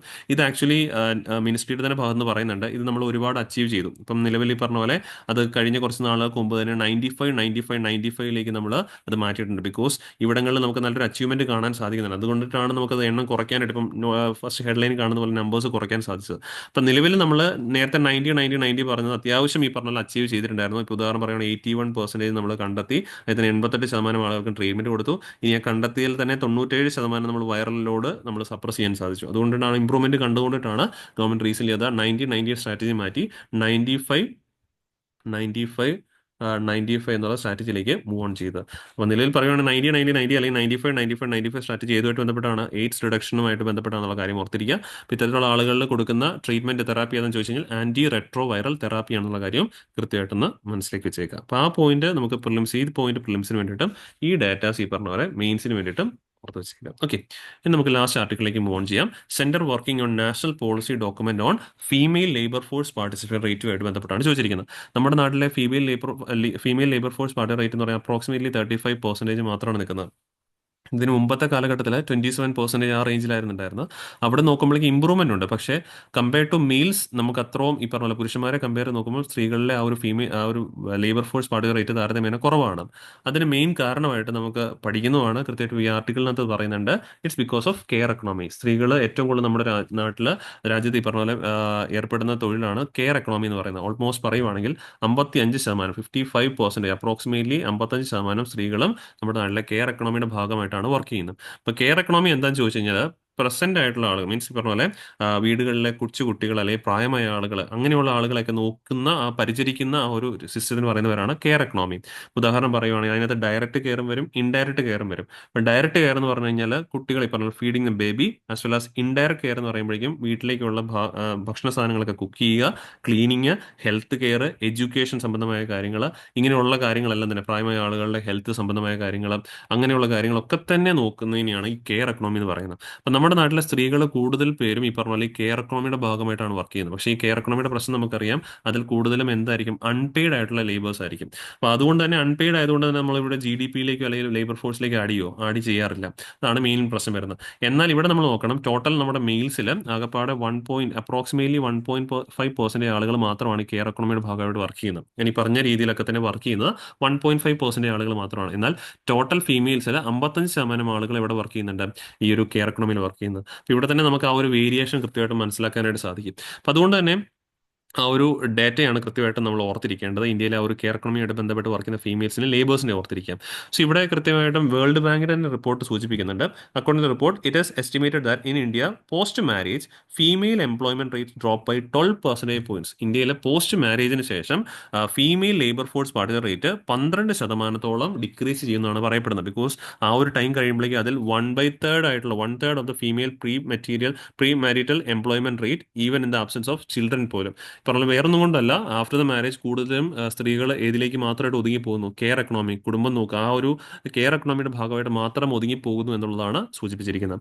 അപ്പോൾ ഇവിടങ്ങളിൽ നമ്മൾ ഓർക്കേണ്ട കാര്യമുണ്ട്, ഇങ്ങനെ നമ്മുടെ ആ ഒരു ലേബർ ഫോഴ്സ് പാർട്ടിസിപ്പേറ്റ് പോയി കഴിഞ്ഞാൽ, ആ ഒരു അൺഈക്വൽനെസ് കണ്ടു കഴിഞ്ഞാൽ, നമുക്ക് ആ വിചാരിക്കുന്നത് നേരത്തെ നമ്മൾ പറഞ്ഞ പോലെ തന്നെ ബൈ 2047 നമുക്ക് ഡെവലപ്ഡ് കൺട്രി ആയിട്ട് മാറാൻ സാധിക്കത്തില്ല. അവിടെ സ്ത്രീയും പുരുഷനും ഒരുപോലെ വർക്ക് ചെയ്തെങ്കിൽ മാത്രമേ നമുക്ക് ആ ഒരു അച്ചീവ്മെന്റ് ഒക്കെ തന്നെ കാഴ്ചവെക്കാനായിട്ട് സാധിക്കുകയുള്ളൂ. അപ്പോൾ ഇതിന്റെ ഭാഗമായിട്ട് ഗവൺമെന്റ് കുറച്ച് പ്രധാനപ്പെട്ട പോളിസികളൊക്കെ തന്നെ നടപ്പാക്കിയിട്ടുണ്ട്. ഉദാഹരണം പറയുവാണെങ്കിൽ പൽന എന്ന് പറയുന്ന scheme, central government ministry of woman and child development നടത്തുന്ന ഒരു സ്കീമാണ് പൽന, ഓൾറെഡി റൺ ചെയ്യുന്നതാണ്. ഇതിന് മറ്റൊരു പേരാണ് ഈ പറഞ്ഞ പോലെ national programme on anganwadi cum creche എന്ന് പറയുന്നത്. ഓക്കെ, അപ്പോൾ നാഷണൽ അംഗൻവാടി പ്രോഗ്രാം അല്ലെങ്കിൽ പൽന എന്ന് പറഞ്ഞു കഴിഞ്ഞാൽ മെയിൻലി വേറൊന്നുമല്ല, എസ്പെഷ്യലി ഈ പറഞ്ഞ പോലെ കുട്ടികളെ ഈ പറഞ്ഞ പോലെ ഇത്തരത്തിലുള്ള അംഗൻവാടികളിൽ നമുക്ക് ഈ പറഞ്ഞ പോലെ ആക്കാമല്ലോ, പഠനത്തിന്റെ ഭാഗമൊക്കെ ആയിട്ട്. അപ്പോൾ അങ്ങനെ ആക്കുമ്പോഴേക്കും മീൻസ് പേരൻസിന് എന്ത് ചെയ്യാൻ സാധിക്കും, മദറിനാണെങ്കിലും ഫാദറിനാണെങ്കിലും കുട്ടികളെ ഈ പറഞ്ഞ പോലെ അവിടെ സുരക്ഷിതമായിട്ടാക്കി കഴിഞ്ഞ് കഴിഞ്ഞാൽ അവർക്ക് ഡെയിലി ആ ഒരു വർക്കിനൊക്കെ തന്നെ പോകാനായിട്ട് സാധിക്കും. അപ്പം അതിന് വേണ്ടിയിട്ടാണ് ഗവൺമെന്റ് പലന അല്ലെങ്കിൽ national programme on anganwadi cum creche ഈ പറഞ്ഞ പോലെ അഡോപ്റ്റ് ചെയ്തിരിക്കുന്നത്, which provides day care facilities. കുട്ടികൾ ഈ പറഞ്ഞ പോലെ day care facilities for children of working പേരൻസിന് വേണ്ടിയിട്ട് ഡേ കെയർ ഫെസിലിറ്റീസിന് വേണ്ടിയിട്ടാണ് ഈ പലന എന്നുള്ള ഗവൺമെന്റ് സ്കീം നടപ്പാക്കിയൊരു കാര്യം ഓർക്കുക. നിലവിൽ 1000 അത്തരത്തിലുള്ള ക്രഷസ് ആണ് ഈ പറഞ്ഞ പോലെ നമ്മുടെ നാട്ടിലുള്ളത്. അതിന്റെ എണ്ണം തീർച്ചയായിട്ടും വർദ്ധിക്കണം എന്നുള്ളതാണ് നമ്മുടെ ഇതിന്റെ പോയിന്റ് ആയിട്ട് പറയുന്നത്. അപ്പം അങ്ങനെ വന്നു കഴിഞ്ഞാൽ നമുക്ക് ഫ്യൂച്ചറിൽ female labour force party rate ആണെങ്കിൽ ഇംപ്രൂവ് ചെയ്യാനായിട്ട് സാധിക്കും എന്നുള്ള കാര്യം ഓർക്കുക. Thereby we can achieve a developed country status by 2047. So ഇത്രയാണ് ഈ ഒരു ആർട്ടിക്കിളിനകത്ത് മെയിൻലി നമുക്ക് ഡിസ്കസ് ചെയ്യാനായിട്ടുണ്ടായിരുന്നത്. ഇനി നമ്മൾ ലാസ്റ്റ് ടോപ്പിക്ക് ആ ഒരു പ്രിലിംസിന്റെ ക്വസ്റ്റൻ ആണ്, ടു സ്റ്റേറ്റ്മെന്റ് ക്വസ്റ്റൻ ആണ്, ഡി ഡോളറൈസേഷനുമായിട്ട് ബന്ധപ്പെട്ട് ടു സ്റ്റേറ്റ്മെന്റ് ക്വസ്റ്റൻ ആണ്. ചിലപ്പോൾ നിങ്ങൾക്ക് ആൻസർ ചെയ്യാൻ പറ്റുന്നതേ ഉള്ളൂ. അപ്പോൾ കൃത്യമായിട്ട് ആൻസർ നമ്മുടെ കമന്റ് ബോക്സിൽ രേഖപ്പെടുത്തുക. പിന്നെ നമ്മൾ ഡിസ്കസ് ചെയ്ത ടോപ്പിക്സ് എല്ലാവർക്കും ക്ലിയർ ആണെന്ന് വിശ്വസിക്കുന്നു. വീണ്ടും നമുക്ക് അടുത്ത ദിവസം കാണാം. Thank you.